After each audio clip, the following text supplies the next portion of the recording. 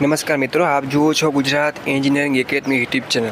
હવે આપણે વાત કરશી કે સેમેસ્ટર 1 થી લઈને 4 સુધીના રીચેક અથવા તો રીએસેસમેન્ટ રેગ્યુલર હશે કે બેકલોગ કેટી રિમિડિયલ કોઈ પણ વિદ્યાર્થી હશે। હવે એ રિઝલ્ટની રાહ જોઈ રહ્યા છે કેમ કે ઘણા બધા મિત્રોને એવું હશે કે ડિટેન થઈ ગયા છે, હવે 1-2 સબ્જેક્ટમાં નીકળી જાય તો પાસ થઈ જાય એવા ભરોસા સાથે એ લોકોએ રીચેક અથવા તો રીએસેસમેન્ટ કરેલું છે, હું માનું છું।